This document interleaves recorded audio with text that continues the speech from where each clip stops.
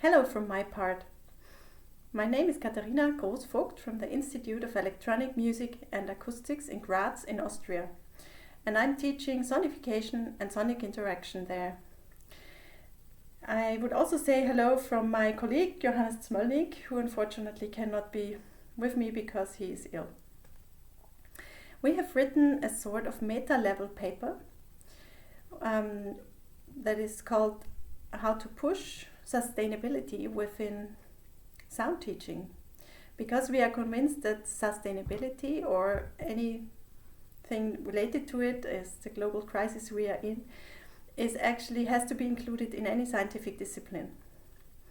And before I give you some more facts about our motivation and start the paper-like talk, I would like to give you a different approach of the motivation. This is a short sonification that a student of mine did in the course. It's called The Earth's Heartbeat by Simon Windner, and it actually maps the yearly temperature and precipitation data of the Earth from 1880 to nowadays, more or less.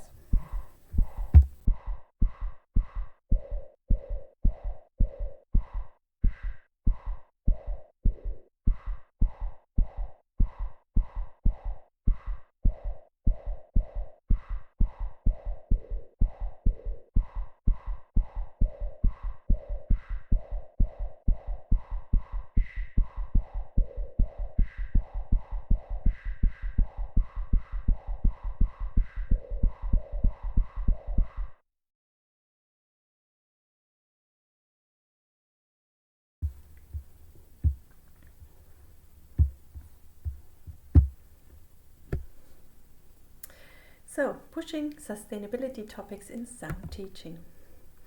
I start with a motivation eliciting a few facts that could be interesting in the context of the Sony head. The ecological footprint of the sector of information and communication technologies consists of all involved parts, as you would do in a life cycle analysis. And if you want to know the footprint of the internet, this is guessed to be 2% or estimated to be 2% of worldwide CO2 emissions. And in other words, the carbon footprint of ICT sector is 1.4%, or calculated as part of the energy footprint, 3.6% of the total global footprint. And this is not negligible because 2% is also the footprint of the aviation industry. So this is really a huge impact. And out of this, 87% of the carbon footprint is caused by multimedia streaming. Just as a side fact to know where you can economize your footprint when using the internet. Of course, it is also possible to reduce emissions with new technologies. And I was astonished to find out that teleconferences, such as the Sony head, can reduce the carbon footprint of a conference by up to 94%. And I saw a paper where a research project was evaluated with different scenarios, and they could have saved between 50 and 90%, depending on how strict they would have been with their measures. So you can also make a difference here. But my personal motivation came from the fact that I started including sustainability topics in my teaching, and I found that students really, quite a few students at master's level, had poor understanding of ecological facts. I backed that up in the literature and found a study where students have been assessed and were found to have poor ethical understanding and only have been partly pro-ecological. This was for novice computational students. So there is a reason also to really make people aware at this stage. Students are the future engineers, the future designers that really create products, and of course they are also consumers and part of the society.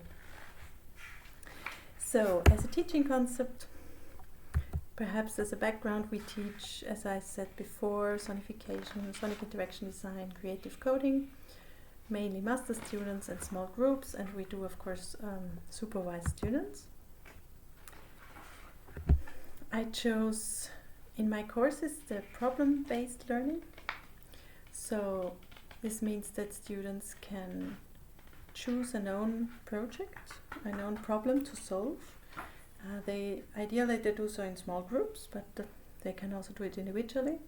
And for instance, I limit their choices. And one example which is great to use is the UN Sustainability Development Goals. You see here there are 17 goals that are for all areas of life and of the earth. So this helps students to find a project within a topic, but they choose it themselves, they are motivated to do it. And what comes out is always sounds or videos. Our advantage is that sound is always the medium. We communicate something and we can decide what the something is, and the results are code or sonifications, sounds, or prototypes for sonic interaction design.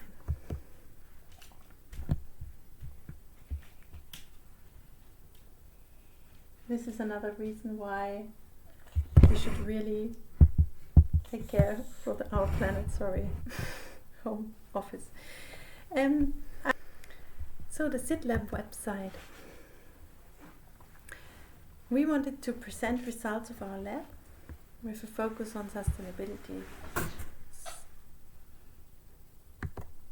And the goal is to fuel new projects within the university, to make more students aware that they could do projects in this field, to promote smaller and larger ideas for SIT for Future, and to inspire also others, you and others from any discipline, to set up similar projects in their teaching and research. The projects are really, we mean to make a critical mass of small projects, small ideas, not too elaborated ones, but there are also bachelor and master theses that are not yet all included because the website is very new, and we also have externally funded projects. So, my conclusions before I do a quick tour on the website is just spread the word. Perhaps include SIT for Future in your teaching and your research. I think it's worth it.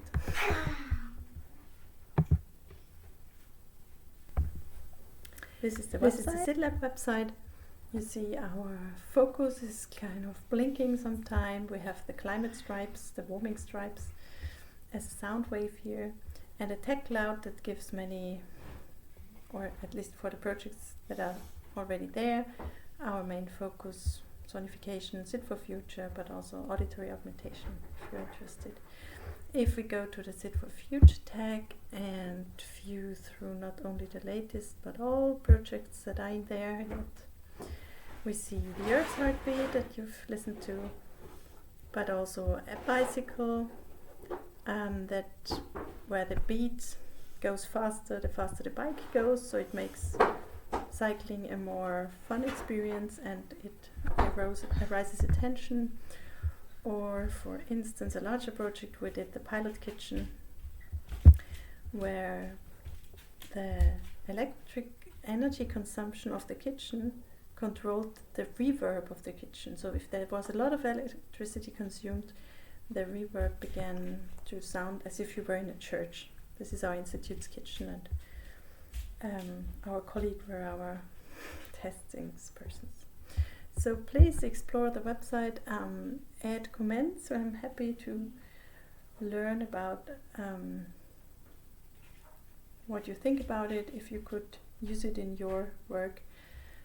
And many thanks to the reviewers who also made me aware of completely new literature that I have not found when writing the first draft paper. Thank you.